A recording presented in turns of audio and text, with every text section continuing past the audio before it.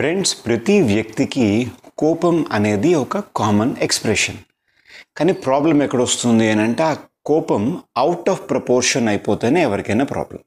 Generally ఎలా ఉంటుందంటే ఒక వ్యక్తికి కోపం రావాలంటే ఒక ట్రిగర్ ఉంటుంది. కోపం అనేది వాళ్ళకి ఎక్స్ప్రెషన్ అనమాట. అండ్ ఈ కోపానికి చాలా స్టేజెస్ ఉంటాయి. సో స్టేజ్ 1లోని ఒక చిన్న ట్రిగర్ ఉన్నప్పుడు దానికి ప్రపోర్షనేట్గా ఉండే రెస్పాన్స్ వచ్చింది, కోపం వచ్చింది అని అంటే అది స్టేజ్ 1లో ఉంటుంది. చిరాగ్గా ఉంటుంది, ఎనాయిడ్ అండ్ ఇరిటేటెడ్ అని వాళ్ళు చెప్తూ ఉంటారు. అలా కాకుండా అదే చిన్న ట్రిగర్కి చాలా ఎక్కువగా వాళ్ళ రెస్పాన్స్ వచ్చింది అనుకోండి, అది స్టేజ్ 2కి వెళ్ళిపోతుంది. అలా కాకుండా అదే చిన్న ట్రిగర్కి చాలా ఎక్కువగా రెస్పాన్స్ వచ్చింది, ఆ రెస్పాన్స్ ప్రాసెస్లోని వాళ్ళకి నష్టం అయిపోయినా పర్వాలేదు అని అంటే హాస్టైల్ స్టేజ్కి వెళ్ళిపోయారు అనమాట. ఈ స్టేజ్లో ఉన్నప్పుడు వాళ్ళు చాలా రకంగా వాళ్ళు నష్టపోతూ ఉంటారు అనమాట ఆ కోపం వల్ల. ఇది స్టేజ్ దాటిన తర్వాత 4th స్టేజ్కి వచ్చినప్పుడు అసలు ఆ ట్రిగ్గర్కి వాళ్ళ రెస్పాన్స్కి ఏమాత్రమూ కనెక్షన్ ఉండదు. అప్పుడప్పుడు ట్రిగ్గర్ అసలు ఉందా లేదా అని అనుమానం వస్తూ ఉంటుంది. రేజ్ అనమాట, పిచ్చి పిచ్చి కోపం అనమాట. ఆ ప్రాసెస్లోని చాలా రకాలైన పొరపాట్లు జరిగిపోయే అవకాశాలు ఉంటాయి అన్నమాట. కొట్టేయడం అని చెప్పేసి, అంటే వాళ్ళకి ఇంకా వాళ్ళ బ్రెయిన్ మీద కంట్రోల్ అనేది తప్పిపోతుంది. ఇవి డిఫరెంట్ స్టేజెస్ ఆఫ్ యాంగర్ ఉంటాయి. అండ్ దీన్ని రిజాల్వ్ చేసుకోవాలి అని అనుకున్నప్పుడు కూడా దానికి మనం తగ్గించుకునే ప్రాసెస్లోనే ఒక సైకిల్లా ఉంటుంది అనమాట. జనరల్లీ ఫస్ట్ స్టేజ్ ఎలా ఉంటుందంటే, ఏమంటే మీకు కోపం ఉందా అంటే, చిచ్చి నా కోపం ఏంటి, నా కోపం లేదు, అటుపక్క కూడా తప్పు చేస్తే వస్తుంది అని డినైల్ అనే స్టేజ్ ఉంటుంది. దాని తర్వాత స్టేజ్లోని కొంచెం అనమాట అవేర్నెస్లా ఉంటుంది అనమాట. నా కోపం ఉన్నదా అని వాళ్ళు చిన్న డౌట్ పడుతూ ఉంటారు. ఆ తర్వాత స్టేజ్కి వచ్చినప్పుడు రియలైజేషన్, ఎస్ నా కోపం ఉన్నది అని వాళ్ళు తెలుసుకుంటారనమాట.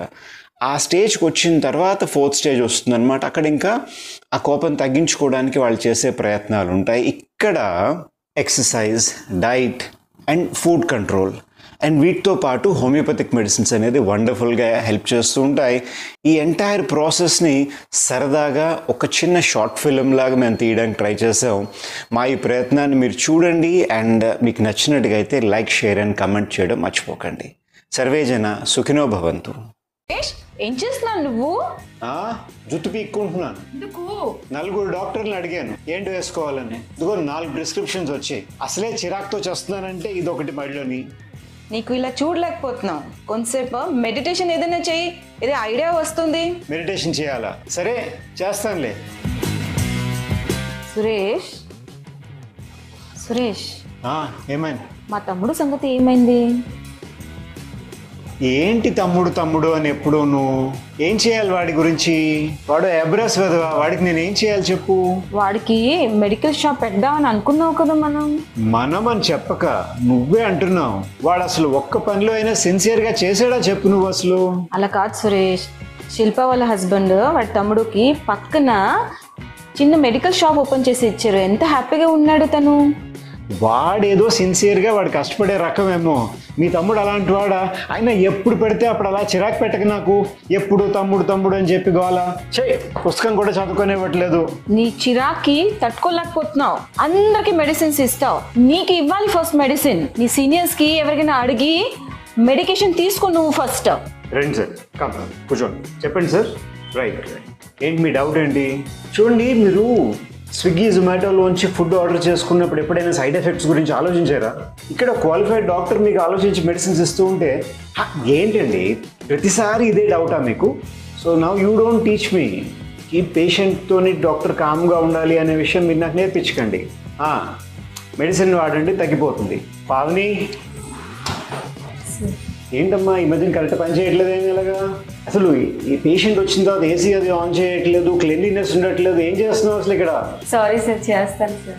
ఎన్నిసార్లు చెప్పినా మళ్ళీ ఇదే రిపీట్ చేస్తూ ఉంటావు. ఈ కోపం ఎక్కువైపోతుంది బాబు, ఈ దగ్గర చేయలేకపోతున్నాను బాబు. Sorry sir. మేడం, లేదుండి, అలా ఉండదు. లేదు, ఉండవు. నీకు ఇంట్రెస్ట్ లేదంటే దట్స్ ఓకే, పర్వాలేదు. బట్ ఇలాగే ఉంటుంది మెడిసిన్స్ అనేది, కొద్ది రోజులు వాడాల్సిందే. ఆ సిన్సియరిటీ మీరు ఫాలో చేస్తానంటే చేయండి, లేదంటే మానేయండి మందులు వాడటం. ఎస్. బండి చూసి నడపరా. హలో, పక్కకెళ్ళవై. ప్రతి ఒక్కడు పెద్ద తోపున్నాడు బాబు గారు రోడ్లాగా.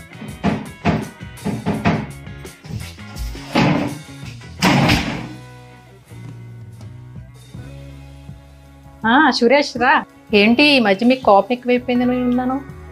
ఏం లేదక్క, అటుపక్క వాడు మనం చెప్పినట్టు చేస్తే మన కోపం ఎందుకు వస్తుంది? చెప్పినప్పుడు చేయకపోతేనే కదా కోపం వస్తుంది. వాడు అదే ఇష్టం వచ్చినట్టుగా వాళ్ళందరూ బిహేవ్ చేస్తూ కోపం తెచ్చుకోకపోతే ఎలాగవుతుంది? ఇది అందరూ కోపం పెరిగిపోయింది అని అంటున్నారు. నిజంగా కోపం పెరిగిపోయిందేమో. కొంచెం హెల్ప్ తీసుకుంటే బెటర్ ఏమో కదా. సార్ వాళ్ళకి ఒకసారి మాట్లాడి అడుగుదాం ఒకసారి. సార్ ఏంటో డాక్టర్ సురేష్ ఫోన్ చేశారు. హలో డాక్టర్ గారు చెప్పండి. ఏంటి సార్ ఈ టైంలో అలా అన్నారా? సరే సరే. ఇంకా సిమ్టమ్స్ ఏమైనా ఉన్నాయా సార్ మీరు అబ్జర్వ్ చేసినవి? దడగా ఉండడం ఏమైనా ఉంటుందా? బీపీ ఏమైనా రైజ్ అయిందా ఈ మధ్యలో? ఓకే, వాళ్ళందరూ అబ్జర్వేషనా? ఓకే, సమ్ టైమ్స్ మనం దాన్ని తీసుకోవాలి సార్, తప్పదు. ఎందుకనంటే మనకు తెలియకపోవచ్చు కొన్నిసార్లు. అవతల వాళ్ళు తీసుకుందని కన్సిడర్ చేద్దాం, అదేం మనం యాక్సెప్ట్ చేయక్కర్లేదు. Let us observe. మీకు ఒక 3-4 సూటబుల్ మెడిసిన్స్ పెడతాను, మీకు బెస్ట్ అన్నదే వేసుకోండి సార్. సురేష్ గారు చెప్పండి. ఓకే, ఎప్పటి నుంచి ఇంకా ఏమవుతుంది? గ్యాస్ట్రిక్ కంప్లైంట్ ఏమైనా ఉన్నాయా? 2-3 మెడిసిన్స్ పెడతాను, ఏది ఎక్కువ సూట్ అయితే చూసి వేసుకోండి. ఓకే, బాయ్ అండి. కొంతసేపు మెడిటేషన్ ఏదైనా చెయ్యి.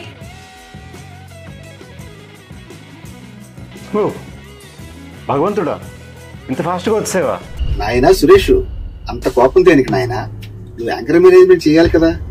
ఆల్రెడీ నువ్వు యాంకర్ లో ఎనాయ్, ఫ్రస్ట్రేషన్, ఎన్రేజ్డ్, హోస్టైల్ అన్ని స్టేజ్లు దాటిపోయావు. అంత చికాకు దేనికి? జాగ్రత్తగా ఆలోచిస్తే మంచి మందు వేయడానికి అవుతుంది కదా. రేపటి అన్నీ సరిపోతాయి, అన్నీ చక్కగా జరుగుతాయి. ప్రతి చిన్న విషయం నన్ను పిలవడం దేనికి? మన వాళ్ళు చెప్పిన మందులు ఉన్నాయి కదా, అందులో 2వ ప్రిస్క్రిప్షన్ చూడు, అది వేసి సరిపోతుంది కదా. ఓకేనా? జాగ్రత్త నాయనా. సరే స్వామి.